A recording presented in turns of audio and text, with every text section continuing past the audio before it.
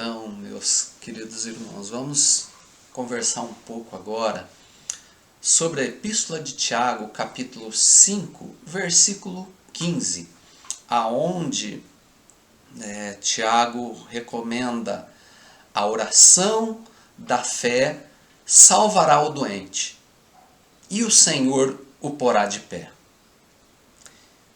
E aí, Emmanuel irá, no livro Fonte Viva, no capítulo 86, compor o texto Estás doente, que é um questionamento. Estás doente?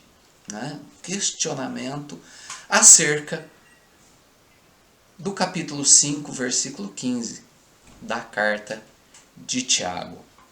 E Emmanuel começa dizendo assim: todas as criaturas humanas adoecem, todavia são raros aqueles que cogitam de cura real. Raros aqueles que buscam a cura real. Né? Quem nos apresenta a cura real é o médico divino. O próprio Cristo, o Espiritismo, vem oferecendo instrumentos de cura dessa cura real. Mas nós queremos, na grande maioria das vezes, porque é Emmanuel que vai falar, né? São raros os que buscam, os que cogitam, né? Cogitam é pensar com insistência, é meditar, é refletir.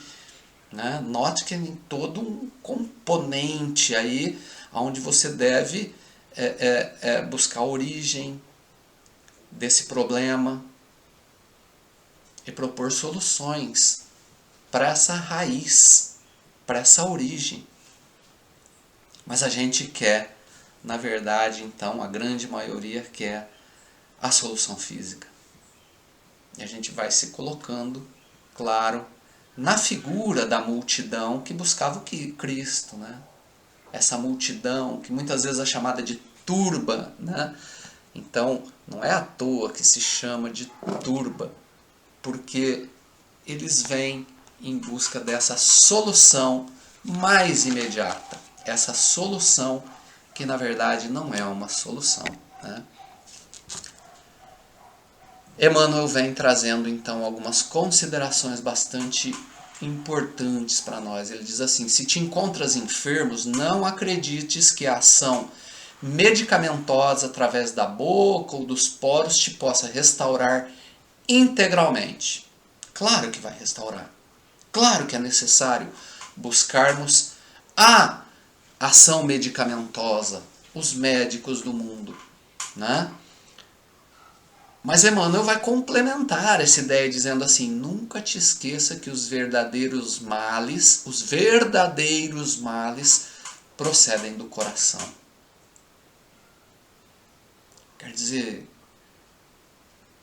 a parcela que a medicina e que os medicamentos nos oferecem é lícita, justa, necessária. Devemos buscar nessa ciência médica solução para os nossos problemas materiais. No entanto, Emmanuel chama atenção para um elemento que deve ser buscado de forma paralela e que normalmente nós deixamos de lado, o que ele vai chamar de os males que procedem do coração, do sentimento.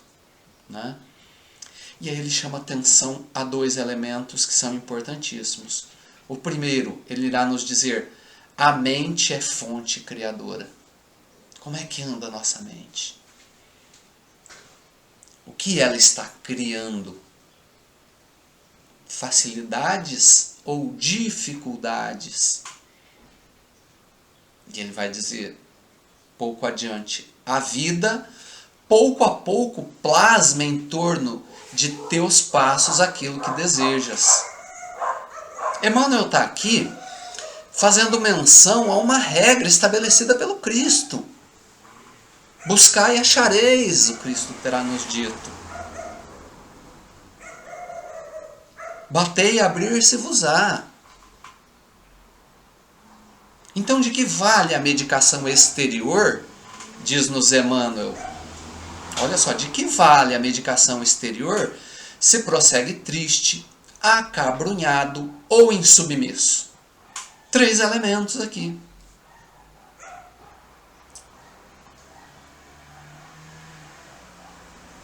A tristeza, que indica baixa autoestima, que indica sentimento de solidão, de culpa, de cansaço, de angústia, de dor.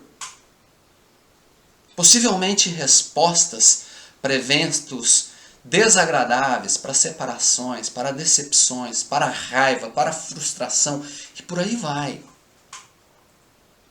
Que vai se traduzir naquilo que eu penso em relação ao mundo. A forma como eu estou enxergando o mundo. E de novo, eu relembro os 2 elementos que Emmanuel nos apresenta. A mente é fonte criadora. A vida pouco a pouco plasma em torno de cada um de nós aquilo que nós desejamos. E se eu estou em sintonia com esses campos da tristeza, que é o primeiro que ele elenca, olha só aonde eu estou colocando a minha âncora, ancorando a minha vida. O segundo aspecto é o acabrunhado. E o acabrunhado é aquele abatido, humilhado, atormentado, maltratado. Conduz aí a uma preocupação íntima com o que o mundo pensa de mim. Se antes o que eu penso do mundo, projetando aqueles elementos que conduzem à tristeza, agora o que o mundo pensa de mim. Será tão importante o que o mundo pensa de nós, irmãos? Segundo Emmanuel, não.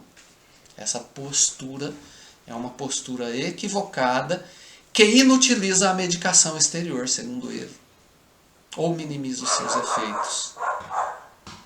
Nesses 2 primeiros aspectos, nós vemos uma relação cruzada, eu e mundo. Né? Notamos aqui, de um lado, o que eu penso do mundo, do outro, o que o mundo pensa de mim. No entanto, Emmanuel, ele apresenta a cura como algo inerente ao próprio ser, ou seja, o que eu penso de mim. O que eu penso de mim? Voltando lá para o começo, o que eu faço está coerente com o que eu acredito? Será que a minha vida é um sim, sim e um não, não, conforme nos recomenda o Cristo? Geralmente não será. Se a gente tiver lucidez para sentar, analisar a nossa vida, a gente vai perceber que existem sim, nãos na nossa atitude em relação àquilo que nós pensamos, que nos conduzirá a esses 2 campos, da tristeza e o da acabrunhação.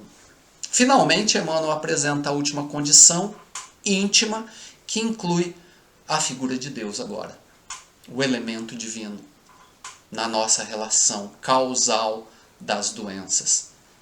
Qual seja a insubmissão? Aquele que não se submete, é o rebelde, é o insubordinado, o que não se sujeita. E aí vem a ideia de o que eu penso de Deus. Apresenta-se aqui os conflitos humanos travados com a própria lei divina. Aquele conflito que é com o meu sim, não, eu projeto na lei divina, a pretexto de julgarmos nós a Deus, culminando com esse Deus condenado por nós como injusto, como cruel, como maldoso.